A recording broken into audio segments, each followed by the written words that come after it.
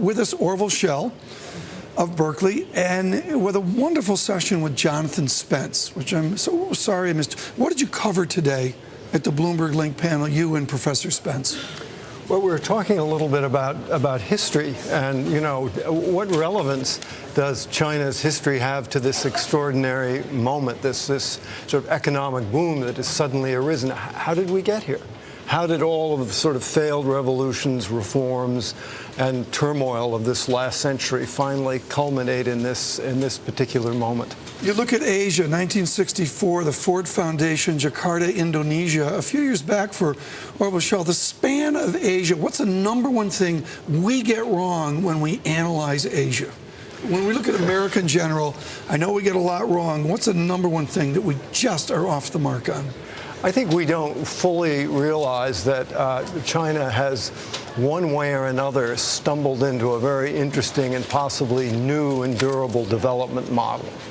That we always thought history was heading towards open markets, democracy, human rights, and these sorts of things. But in fact, it may be that this new kind of authoritarian capitalism that China has perfected will be a different kind of a development model that other countries may be very tempted to follow. Are you suggesting a development model that ignores human rights or diminishes human rights is appropriate?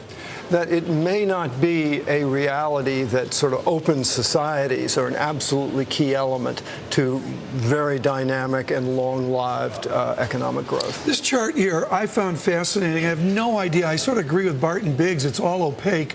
China confidently confronts the West. Professor Schell, you can see it down here. And it sort of reads like a Western chart in that China, as much as they can measure it in a command economy, is becoming more Western, and that it becomes more part of the economic cycle. People become less confident as things happen. They're becoming more Western, aren't they? I think they are at once becoming more Western, and they're finding a new sort of a balance within their own sort of cultural tradition. In many ways, China is still very Confucian. It's certainly very authoritarian. On the other hand, they've adopted sort of open markets. So the new combination may be sort of political control, as they had for 4,000 years, and economic openness. When you look at this and you look at the many, many books you've worked on, first of all, is there a new Schell book coming out? Well, I am working on a book on how do we explain what has happened in China, economically speaking.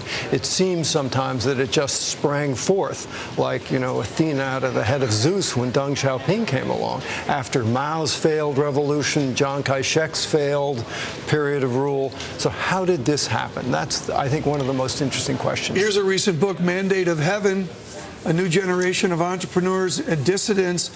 Bohemians, you got into the title as well. Mandate of Heaven. What's the new mandate of heaven for China? I mean, there's a mandate here, new government coming in, changing of the generational guard. What's going to be the new mandate? I think the new mandate for China and Chinese is economic development.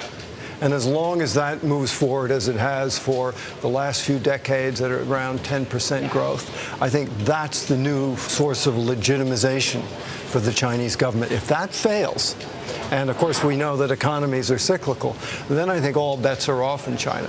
But while that holds, I think you will find the Communist Party in ascendancy and things continuing as they have. Your thought on Jim O'Neill of Goldman Sachs, his idea of BRICS. It's a convenient thing. Russia sort of drifted away, but there's the B and the I and the C.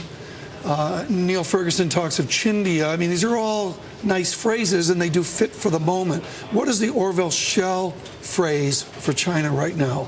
Do you have an idea there, something that would fit into the... I think for Americans, the thing that we need to be most aware of is that the level of competition for us in the world has been transformed by China's rise, and it is a level of competitive acuity that I think very few Americans have any knowledge of. And I think if we are going to compete we're going to have to become much more knowledgeable about China. I came out on the TV set today. 2 out of the 3 camera guys on the floor with me right now, they're learning Mandarin.